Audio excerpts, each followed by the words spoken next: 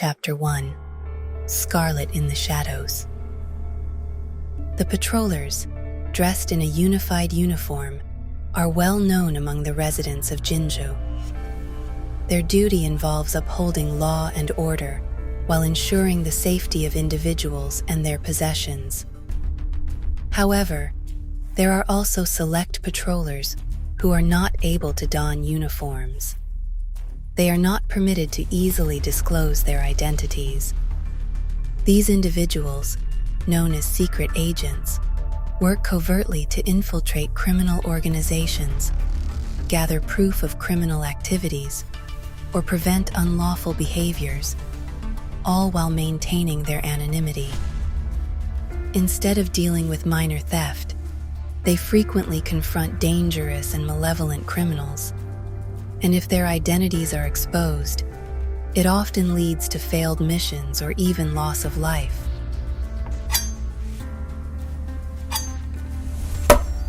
Who in their right mind would want to be a secret agent? The exile leader exclaimed, punctuating his words with a sharp stab of a dagger into the broken table. Everyone around burst into raucous laughter in the dim warehouse. Any moles from the patrollers here? Speak up now and I'll save myself a seat at the celebration party. The group laughed again, though they couldn't help stealing a couple glances at each other. According to our intel, a convoy will depart from Jinzhou tonight with valuable cargo. Thanks to the rumors we spread, the shipper didn't work with Lalo Logistics. Great job, Ming. The leader patted his sleazy-looking companion on the shoulder, who smirked in response. Still, he hired a group of resonators as bodyguards. Don't worry about it. Hey, newcomer, your turn is coming up soon. The leader turned his attention to a corner where a woman with striking scarlet hair and a subtle grin on her face sat. Boss, I've been meaning to ask, can this chick really hold her own in a fight? I'd hate for our crew to get taken down by someone who looks like they couldn't even beat me. Ming's lips curled into a sly grin as he reached for the woman's arm, but just as his fingers were about to touch her smooth skin, he suddenly froze. What's happening? You wretched woman! What have you done to me? The exile boss scowled and waved his hand in frustration, noticing the glowing threads of lightning enveloping Ming. Leave him be, for my sake. All he has left is his sharp tongue. Save your games for later. The woman calmly brushed her hair, and the threads of lightning disappeared from Ming's body. All right, let's get this show on the road. Come on, boys, it's time to make it big. Sometime later, Ming lay on the ground, powerless and stunned as the convoy they were supposed to attack passed by in the distance. Memories of the events from earlier that day flooded his mind. It's the same paralyzing feeling. That woman, she's the mole. As he struggled to get up and warn his team, he saw a horrifying puppet looming over him, causing him to let out a blood-curdling scream. Before he could even process what was happening, a sudden flash of lightning drowned out his cries. Chapter 2: The Puppet Show. In the bustling city of Jinzhou, a tall man in a hooded cloak walked through the crowded streets with a young boy in tow. They appeared to be a father and son enjoying a holiday outing, but observant onlookers could sense the fear hidden behind the boy's facade. Yes, his beloved grandson is now in our hands. Once we send him out of Jinzhou, no one will find him. The man stared at the little boy beside him as he talked through the contact, signaling him not to mess around. With this boy and his grandpa around, even the patrollers in Jinzhou gotta watch out for us a bit. Let's get in touch after I leave the city. As they approached the city gate with lax security, it was clear that the child's grandpa had not reported the kidnapping, likely because he was also an outlaw himself. The cloaked man hurried through many alleyways, but had to stop abruptly when he bumped into something. A woman dressed in vibrant attire with long scarlet hair was performing a puppet show, Her captivating act drew a crowd of children and their parents. The flying puppets seemed so lifelike that all the children couldn't take their eyes off them, including the young boy in his grasp. The puppet show drew in a large crowd of children, making it difficult for him to maneuver through. But he didn't have to rush, as the performance was coming to an end. As expected, the woman with crimson hair took an elegant bow amidst thundering applause and her puppet waving goodbye. Taking advantage of the break, he motioned for the boy to follow as they slipped through the bustling crowd. All right, everyone. Who wants to join me for the next show? Raise your hand. Suddenly, the red-headed puppeteer asked with a dazzling smile, scanning the children in the audience. Almost all hands shot up in excitement. Yes, you in the back with your father. Come on down. All eyes turned to the little boy with his hooded father, both surprised to be chosen. Me? Is she pointing at me?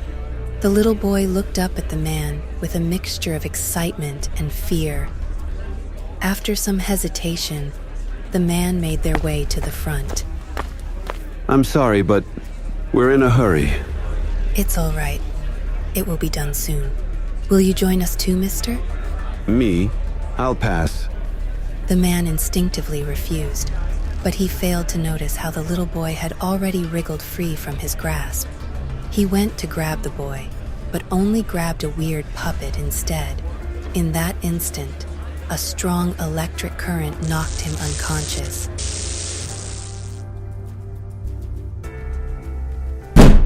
Boss, bad news. A rough-looking man burst into the old mansion, shouting loudly. Idiot! Can't you see I'm already annoyed?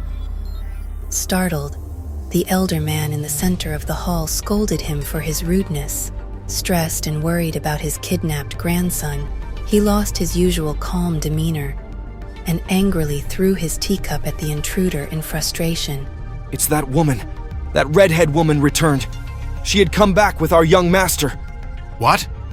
Before the old man could fully comprehend, the woman in question walked inside, accompanied by a young boy, his kidnapped grandson.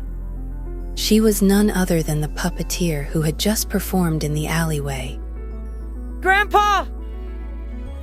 At the sight of the old man, the boy burst into tears and ran towards him, seeking refuge in his embrace. The old man was both surprised and delighted. Oh, my sweet child. Are you hurt? How did you make it? The boy shook his head to indicate that he was not hurt, and then pointed to the red-haired woman not far away. This lady brought me back from the bad guys. Why are you here? A spy for the patrollers? Yet you want to help me? The redhead woman only gestured to her puppet, which revealed a hooded man, captured. I'm only after them. They happen to be your enemy. I'm just using you, she said nonchalantly. But your grandson is innocent. She scanned the crowd of gangsters filling the hall, a sly smile playing on her lips. Or do you really believe you can thwart me, the infamous mole, with your little crew? The old man closed his eyes and sighed, signaling for his men to lower their weapons. Get out of here, and don't show your face again. With graceful poise, the woman exited. The old man sighed once more and let out a bitter laugh. Grandpa, what are you laughing about? I just can't seem to keep her from coming or going. Maybe I'm not cut out for this life anymore. As he gazed at his grandson's cherubic face, the old man pondered leaving the outlaw world behind.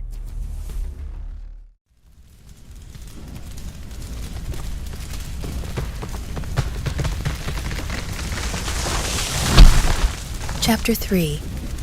Names Born from Ashes. I regret to inform you that Sparrow and Canary have been confirmed deceased. Their identities were compromised, and the criminal organization took swift action.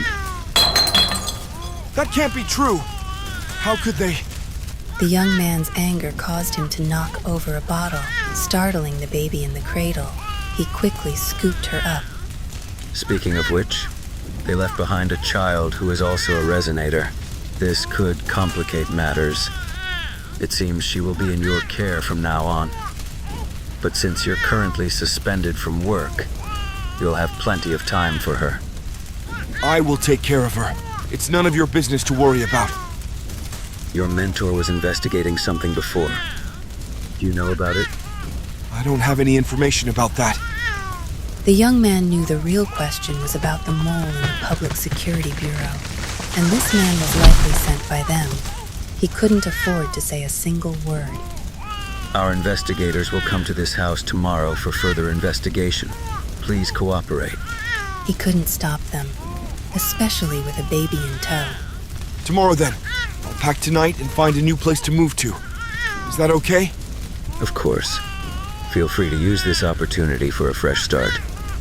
The young man pretended to pack, while secretly noticing the suspicious glint in the patroller's eyes.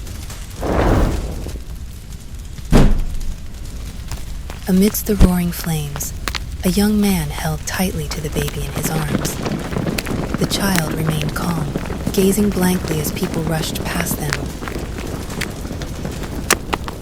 As a stranger approached, the young man lowered his hood and hid the baby deeper into his coat.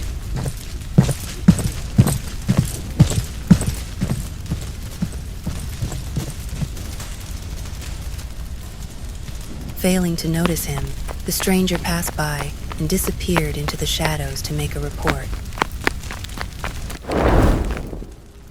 It's done, the stranger said. The young man smirked, knowing this was all part of their plan. He had created puppets of himself and the baby using his forte, fooling their enemies into thinking they were sound asleep. With this deception, they could escape through a hidden passage and disappear from their pursuers' reach. It was the only way to ensure their safety and protect the secrets hidden in his mentor's former home. From that day forward, he and the baby girl in his arms would no longer be known by their former names. They would adopt new identities, new faces, new names. Silently, he took out an ugly mask from his pocket and put it on his face. Then, shielding the child's eyes with his hand, they slipped away from the raging flames and vanished into the night without looking back. From this moment on, I will go by DOLLMAKER, and you shall answer to YINLIN, the name your parents had long chosen for you.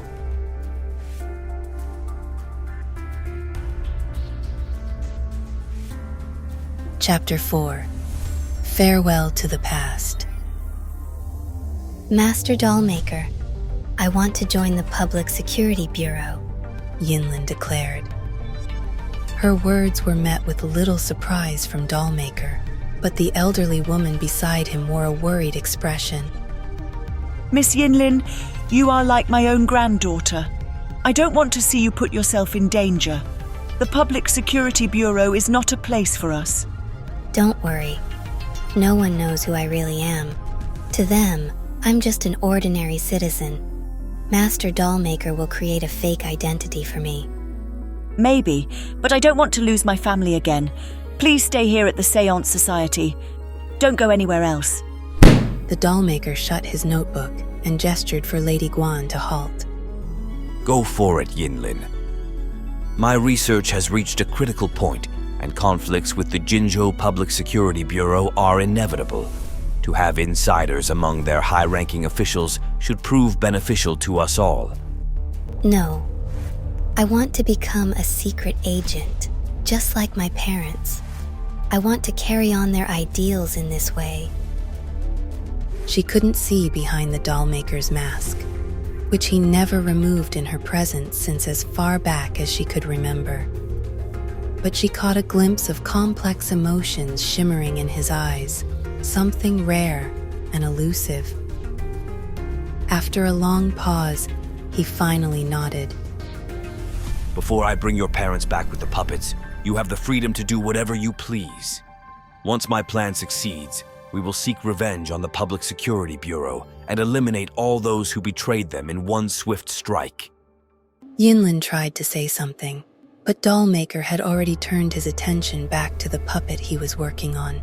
In the end, she silently nodded before turning and leaving, knowing that they were now going their separate ways.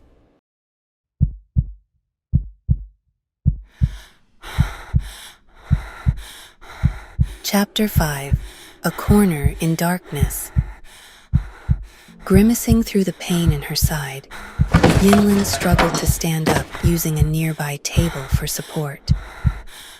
A figure emerged from the shadows, yanking out the sharp blades of a puppet, embedded in his body and carelessly tossing them aside. I don't know why you risked everything to infiltrate our organization just for some records on 2 dead patrollers, but it appears that I have emerged victorious, he taunted. With great effort, YINLIN summoned a crackling whip of lightning to her fingertips and hurled it at the man. But her aim faltered due to the excruciating pain, and it landed several meters away on the ground. My forte can induce arrhythmia. As long as you're a human, there's no way you can avoid it. As the tattoo mark on the man's arm emitted another bright light, YINLIN lost her hold and collapsed to the ground, her body losing all the strength. We don't have resonators on your level on our team yet, the man continued. But we do have spies among the patrollers. How did you even... As he continued to speak, realization dawned on him, and a smirk spread across his face. You're a secret agent, aren't you? How foolish to risk your life for something this trivial, even if you were to uncover our secrets. What difference would it make? As YINLIN's breathing grew fainter, the man knew her heart had stopped beating. Time to finish you off. What a pity. You should have known not to mess with the fracked Sidus. But just as his dagger was about to strike, a sudden surge of powerful lightning ran through it, paralyzing him in place. How did you...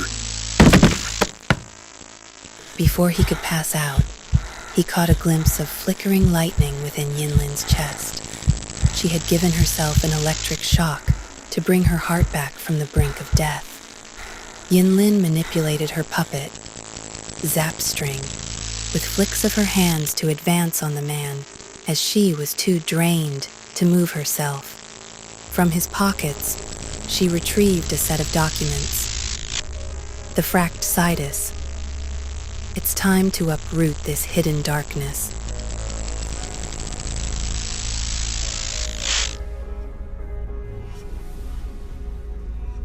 Hey everyone, YINLIN here. I hope you're all enjoying Wuthering Waves. I don't usually talk about my past, so consider yourselves lucky. But if I hear one peep from any of you, well, let's just say it's better if you don't find out, because I'll be the one finding you. If you enjoyed what you saw, consider liking the video and subscribing to the Nameless Archives for more character stories in the future. Now, if you'll excuse me, I've got a contract to hand in. Until next time.